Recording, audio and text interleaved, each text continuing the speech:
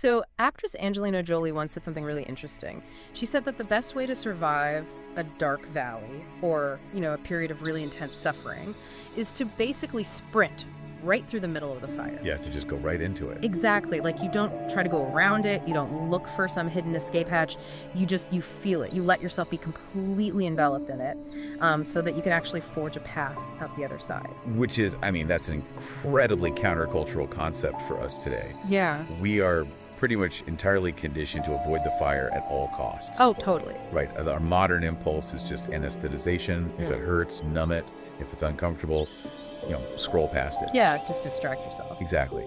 So to encounter a framework that demands this total uncompromising immersion into the difficulty, it's jarring. But mathematically, and even psychologically, it might actually be the only equation that yields real resilience. And that is actually the core mission of our deep dive today. We're unpacking this really profound piece of source material. It's titled The Hidden Place: Cultivating Real Fruit in Secret Prayer.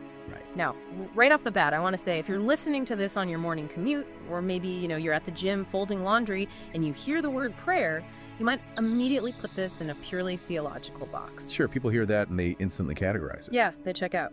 But the way we are going to explore this text today is as a remarkably sophisticated psychological and spiritual blueprint. It really is. Right, because whether you share the specific Christian theology of the author, or you're just intensely curious about the human capacity for endurance, this text outlines the actual mechanics of dismantling the ego. Yeah. And building this unshakable inner resilience. Yeah, because the author is addressing a highly specific, but also very universal human condition. What condition is that? It's this profound dissonance between having a pristine public persona, right, and having a completely bankrupt private reality. Oh, wow. Yeah. The text is really speaking to individuals who are doing all the visibly right things. They carry the labels, they say all the right words, but internally, they are running on absolute fumes. Let's talk about that feeling of running on fumes, because the text describes this incredibly visceral feeling that I think literally everyone has hit at some point. Oh, without a doubt. You are trying to reach out, maybe you're seeking a profound connection, or you're looking for meaning, or you're literally trying to pray. And instead of feeling a connection, it feels like you are standing face to face with a wall of solid concrete. Just a total block. Yeah. Your words feel robotic, they're completely dry. You're basically just hearing the echo of your own voice bouncing right back at you. It is the absolute definition of a dead end. And it's a dead end that actually drains your cognitive reserves faster than physical labor. Wait, really? Faster than physical labor? Yeah, because when your deepest attempts at reaching out just ricochet off a concrete wall, it induces this state of profound isolation. You start to question the utility of the effort itself. Right, why am I even trying? Exactly. And the genius of this source material is that it doesn't blame the wall. It forces the reader to examine the nature of their own effort. It suggests that the exhaustion isn't coming from the attempt to connect. Okay, then where is it coming from? It's coming from the immense energy required to maintain the illusion that you are already connected. The illusion of performance. Man, that is heavy. It is. And the text leans heavily on a very specific ancient story to illustrate this. It's a brilliant metaphor, actually. It's from the book of Matthew, chapter 21.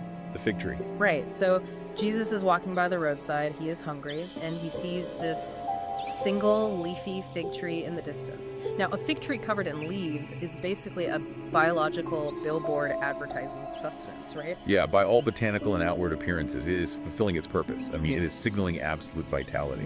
But when he actually walks up to it, he finds absolutely nothing but leaves. And the text makes this crucial biological point here that really, it really grounds the metaphor. On a fig tree, the fruit and the leaves are supposed to appear at the exact same time. Right, it's the synchronicity of nature. Yes. So because there is no fruit, Jesus actually curses the tree and it withers. And the author of our source uses this ancient agricultural moment as a direct mirror for modern behavior. It translates perfectly. It really does. The text argues that so many people have become absolute masters at wearing the leaves of their identity, right? Without producing a single ounce of actual fruit. And to contextualize those leaves within the framework of this text, the author is targeting the markers of outward religious and social performance. Like what kind of markers? Well, it's things like wearing cross necklaces. It's conspicuously carrying around a heavily highlighted Bible. Oh, right. Just mastering the vernacular, knowing the exact right comforting phrases to just drop into a conversation to signal that you belong to the in-group. Yeah, the insider lingo. Exactly. Or it's the sheer physical endurance of attending church 4 times a week. And the author has this brutal line. They describe giving the divine a religious 45 minutes on Sunday, but then spending the remaining 23 hours of the day operating entirely on your own personal strength. Yes. I mean, it's an aesthetics-only approach to existence. Which is essentially the spiritual equivalent of what modern psychology refers to as imposter syndrome. Okay, let's unpack that. Well, it's imposter syndrome, but it's compounded by the sheer exhaustion of ego depletion. Ego depletion, what does that mean exactly? So ego depletion is the psychological theory that our willpower and our capacity to self-regulate draw upon a finite pool of mental resources. Okay, so like a battery. Exactly like a battery. Right. And when you are constantly managing how other people perceive your righteousness or your goodness or your productivity, you are burning massive amounts of cognitive energy. You're draining the battery. Right. You are depleting the reservoir just to keep the leaves looking green to the outside observer. Okay, but wait. I'm struggling with this a little bit because if we zoom out and look at the corporate world or just, modern social dynamics in general, if you don't wear the leaves and look visibly busy or visibly virtuous, you get fired. Or you get canceled.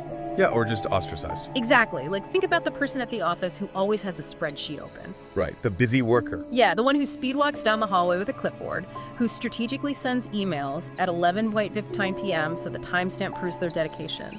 They might not be producing anything of actual substance, but society heavily rewards them. It absolutely does. So isn't faking it, isn't wearing the leaves, just a basic human survival mechanism at this point? Well, yes, it is absolutely a social survival mechanism. We are biologically wired for tribal belonging, right? Right. And wearing the uniform of the tribe ensures our safety. It elevates our status within the hierarchy.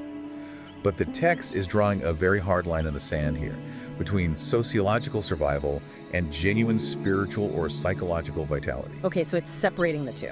Completely. The author is arguing that the divine observer, or, the ultimate reality of the universe, is not fooled by the foliage.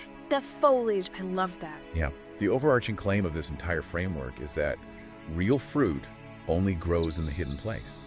Yeah. You can manufacture leaves under the spotlight of public expectation all day long, but you cannot manufacture the fruit. So the disparity between the public persona and the private reality isn't just a minor hypocrisy we all sort of live with. The text is saying it is fundamentally deadening. It is the literal root cause of why you are staring at that concrete wall. Wow. So if you are listening to this right now, like maybe you're sitting in traffic heading to a job or a community where you feel like you have to perform all day and you feel totally, completely burned out. Right. This framework is arguing that your exhaustion isn't because you are doing too much actual good. You are exhausted because you are spending every drop of your energy just polishing your leaves. You're trying to draw deep, sustaining nourishment from a superficial social performance, which is, frankly, a structural impossibility. Okay, so if that performance is draining us and acting as this dead end, where's the plug? Like, how do we stop the energy drain? Because the text doesn't just diagnose the illness, it aggressively pivots to a solution. It does. And the solution is basically an invitation to completely vanish. Yeah, it references a really famous directive from Matthew 6.6, which is an intensely intimate architectural instruction. Architectural. How so? Well, it commands the individual to enter into thy closet, and when thou hast shut thy door, pray to thy Father which is in secret. The closet. Yeah. The secret place. Exactly. I mean, it's a total rejection of that 4 times a week, highly visible church attendance model we just talked about. It completely strips away the audience. Entirely. But the text is very, very firm on what actually has to happen in that room. It says that the interaction there is an invitation to a relationship, not a routine. Yeah. And it issues a massive warning against what it calls the daily shopping list approach. Ah, yes. The transactional, Lord, fix this crisis, bless me financially, open this career door methodology. Yes, exactly that. The drive-through approach to the divine. The drive-through, I like that. It really is, though. We pull up to the speaker, we place our order into the void, like, yeah, I'll take one quick blessing, can you fix my manager's attitude, and I need a new opportunity by Friday, please. And maybe some fries with that. Right. Yeah. And then we pull forward, expecting it to just be handed to us at the next window. The text argues that if this is your approach, if it's just a list of demands, well, it makes total sense why your spirit feels parched. Right. Because you aren't connecting. You are just dictating to a cosmic vending machine. And the psychology of that shopping list approach is fascinating, really. because it is entirely self-centered and commodified. Commodified. It operates on a premise of exchange. Like, I perform a minimal ritual, and in return, I receive a tangible material benefit. Yeah, it's very transactional. But the text advocates for a relational approach. Worship, friendship, profound connection. This is really about prioritizing presence over transactions. Here's where it gets really interesting, though. Let's look at the reality of modern life. We are time poor. We are chronically overwhelmed. Absolutely. Transitioning from asking for necessary immediate fixes to just sitting in a quiet room seeking friendship, that feels like a massive luxury. It feels unproductive. Yeah. If your life is genuinely on fire, if you are worried about making rent, ignoring the fire to just seek presence feels almost irresponsible, doesn't it? And that friction is exactly what makes the practice so transformative. The author doesn't deny the existence of the fire. Okay. But the text zeroes in on a very specific mechanical process. It says that when you shut the door to the noise, the screens, and the expectations of the world, your inner universe actually begins to be rewired. Rewired. You know, that is a very mechanical, structural word for a spiritual text to use. It is, and it implies a fundamental alteration of your baseline operating system. Think about how we function right now. Anxious and constantly checking our phones? Exactly. Our neurology is constantly hijacked by immediate notifications, the pressure to react instantly, the dopamine loops of social media. We are conditioned for rapid, shallow transactional interaction. That is so true. So when you intentionally shut the door on all external stimuli and you actively refuse to engage in a transactional demand with the ultimate reality, you force your brain and your spirit into a radical downshift. Wow. You basically break the addiction to the immediate fix. So you stop viewing yourself as a consumer of spiritual goods. Yes. And you start viewing yourself as a participant in a reality much larger than your immediate crises. However, I have to say, the text is brutally honest about the fact that this transition is not a sudden descent into peaceful Zen. Oh, not at all. And this is where the text gets incredibly raw, because the idea of sitting in a quiet room, you know, it sounds like a spa day for the soul. Right, it sounds lovely. It sounds so relaxing. But the source material warns that this hidden place, this closet, is actually a site of intense, agonizing internal conflict. It is a crucible. Because the absence of external noise doesn't bring peace. It amplifies the internal chaos. I have to admit, I tried to do this. After reading the text, I thought, okay, I'm going to sit in total silence, no phone, no music, just me and the universe for 10 minutes. How does that go? It was awful. Within 60 seconds, the silence was literally deafening. I wasn't having these profound spiritual revelations. I was suddenly stressing about an electric bill. I was replaying an argument I had in 2018 where I definitely should have said something smarter. Yeah, I'll do that. And I was wondering if I had chicken in the fridge to thaw for dinner. And the text perfectly describes this. It talks about battling those exact distractions, fighting sudden fatigue, and wrestling with the overwhelming, terrifying feeling that no one is even listening in the dark. Because the urge to abort the process and just return to the safety of distraction is immense. But the absolute non-negotiable instruction from the author is this. You have to stay. You cannot leave the room. You have to stay until the noise burns off, your heart softens, and the barriers of your self-defense finally crumble. The barriers of self-defense.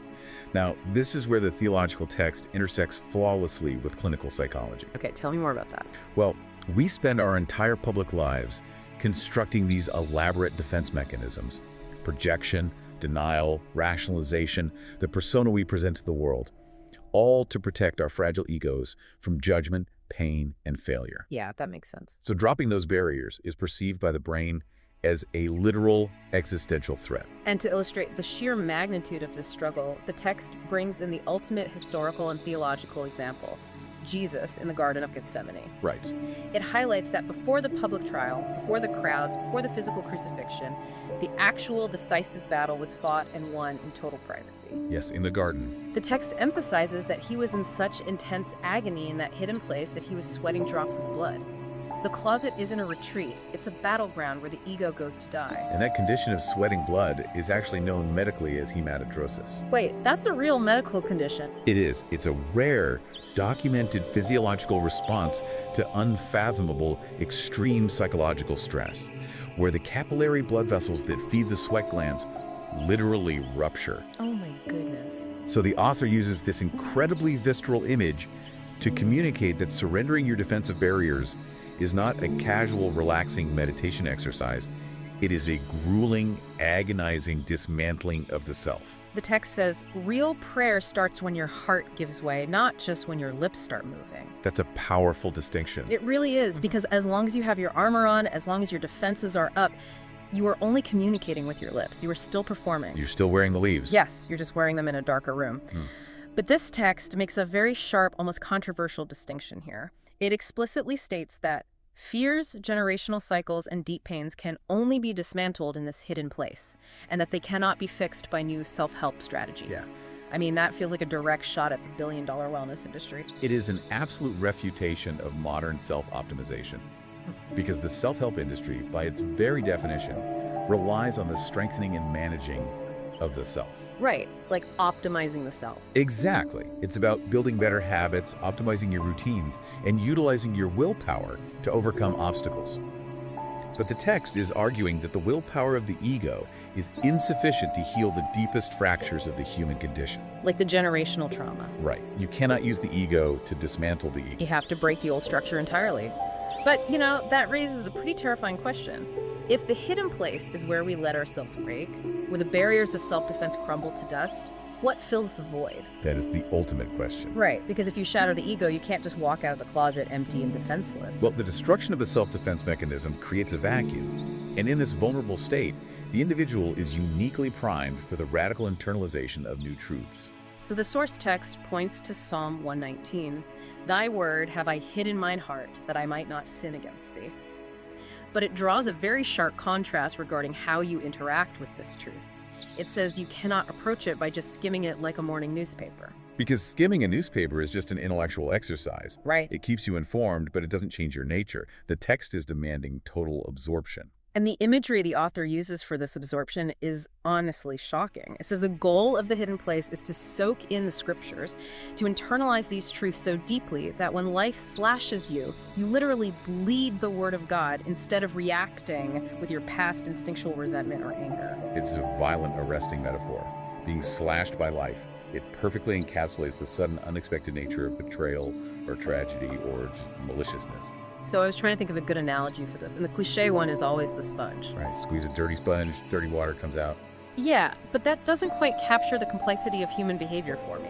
Let's think about it more like training a complex AI algorithm. Oh, interesting. An AI's output is entirely dependent on its baseline training data. If you train an algorithm on a data set of, internet toxicity, arguments, and defensiveness, then when it encounters a stressful prompt, its default output is going to be toxic and defensive. It literally doesn't know how to produce anything else. Exactly.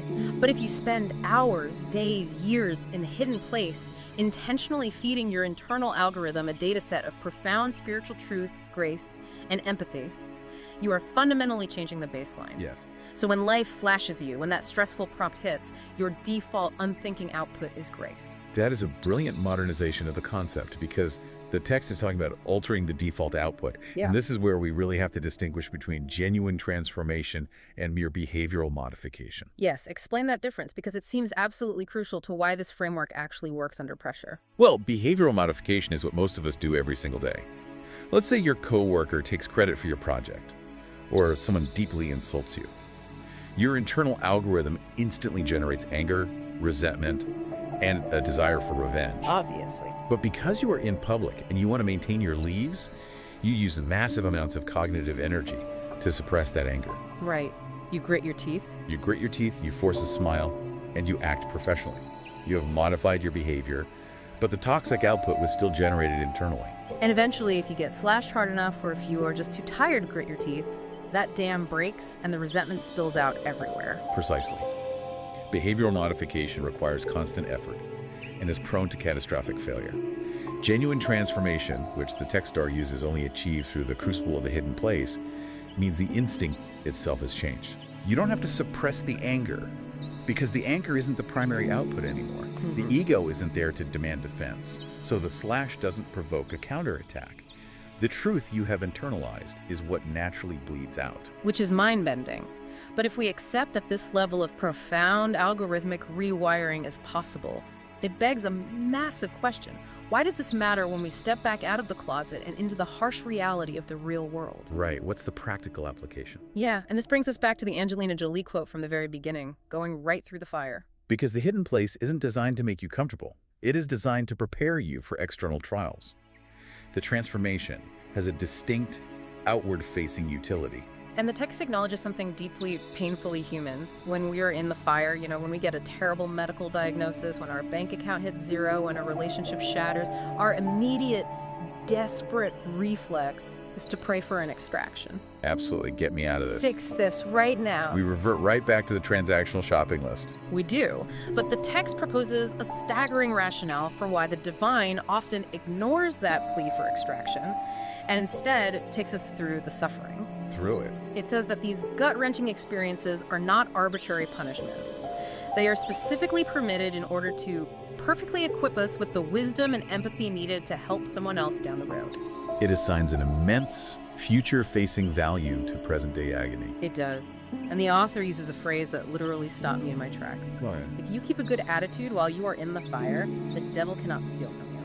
That is a fascinating framing. It creates such incredible friction with the way we live today.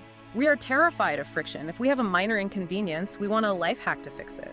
If we feel a negative emotion, we want to numb it instantly. Yeah, instant gratification. But this text is insisting that enduring the fire without letting bitterness take root means you are actually refining a precious resource. What the author is doing here is offering a massive psychological paradigm shift regarding narrative identity.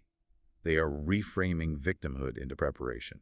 Reframing victimhood. How does that practically change the way someone processes a trauma? Well, it changes the entire narrative structure of their existence. When tragedy strikes, the default human response is, why is this happening to me? Right, which is totally natural. It is, but this question breeds a sense of powerlessness, nihilism, and a feeling that the universe is arbitrary and cruel. But this framework suggests replacing that question with, who is this preparing me for? Oh, wow. By viewing pain not as a pointless punishment, but as a highly specific, agonizingly acquired credential, the individual is suddenly empowered. They are no longer a passive victim of random chaos. They're an active participant in a refining process. So the pain becomes the very material you use to build a bridge for someone else who will walk through that exact same fire 5 years from now. Exactly, but the text contains a stark warning here. This only works if you don't abort the process. Right. If you flee, or if you allow bitterness and resentment to steal the experience, you suffer the pain, but you forfeit the wisdom.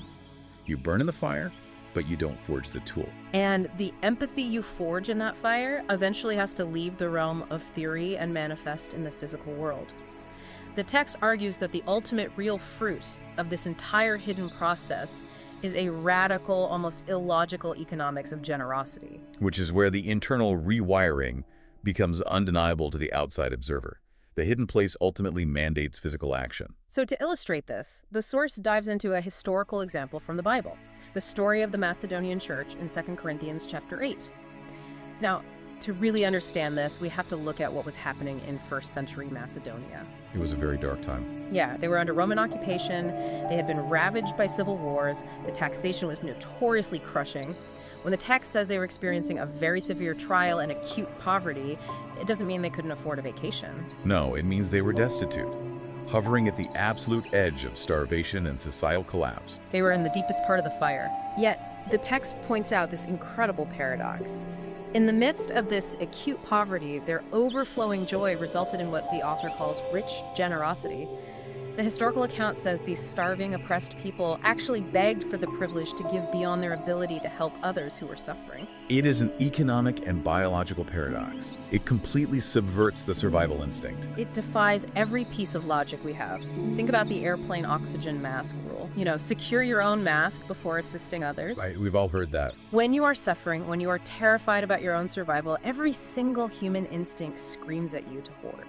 You hoard your money, you protect your time, you build walls to conserve whatever tiny bit of energy you have left. Yeah, self-preservation. So how does sitting in a hidden closet override our hardwired evolutionary survival instincts to the point where destitute people are begging to give away their last resources? The author supports this subversion by citing two other philosophical pillars.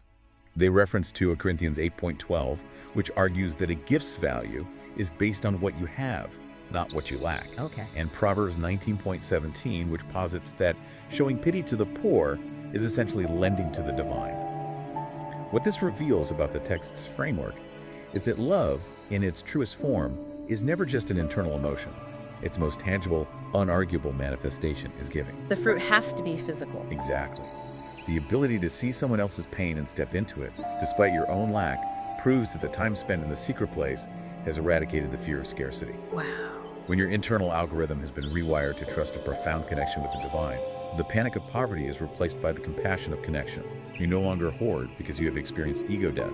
Right. You no longer believe you are the sole, isolated provider of your own security. The empathy built in your own fire demands that you step into someone else's. This brings everything out of the clouds and into Monday morning reality. Because, we can talk about first century Macedonians and algorithmic metaphors all day, but the author brings it right down to the pavement with a modern daily challenge. The theories have to hold up against the friction of ordinary, tedious life. Yes.